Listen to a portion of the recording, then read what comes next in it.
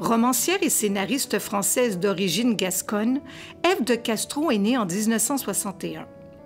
Diplômée de Sciences Po, titulaire d'une maîtrise de droit international et d'une maîtrise d'histoire, Ève de Castro est mère de 3 enfants. L'auteur a souvent répété que l'écriture, c'est ce qui me sauve de la vraie vie. À ce jour, elle a publié 14 romans et a collaboré à 4 scénarios de films.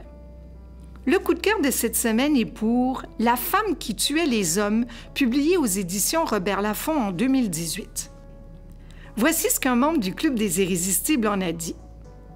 Voici le portrait de 2 femmes qui ont atteint le point de bascule, l'instant où la vie d'une personne ordinaire change subitement de cours. Soudainement, elles prennent la décision de tuer les hommes coupables de graves cruautés envers les femmes. Pourtant, rien ne les rapproche. Léna vivait en Russie au début du 20e siècle.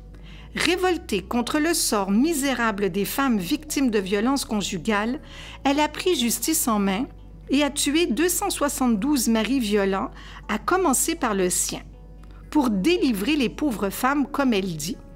Elle voulait en tuer 300, mais a été arrêtée et exécutée avant. Jeanne est une octogénaire tranquille qui vit à Paris de nos jours. Elle rencontre Lucie, une jeune femme collectionnée, puis délaissée sans scrupules par Paul, un écrivain de renom, coureur de jupons invétéré et sans vergogne. Bouleversée par le désespoir de Lucie, Jeanne va piéger Paul et lui fera payer chèrement sa cruauté désinvolte. En même temps qu'on suit en parallèle la vie de Léna et de Jeanne, tout en se demandant quel lien unit ces 2 femmes à un siècle d'écart dans 2 pays éloignés, on apprend sur les mœurs de la société russe et les bouillonnements révolutionnaires en Russie, début 20e siècle.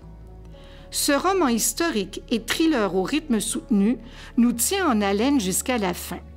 Si vous désirez en savoir un petit peu plus sur ce livre en particulier ou sur d'autres titres, allez faire un tour sur le site des Irrésistibles à l'adresse suivante, irrésistible au pluriel sans accent, .bibliomontréal.com.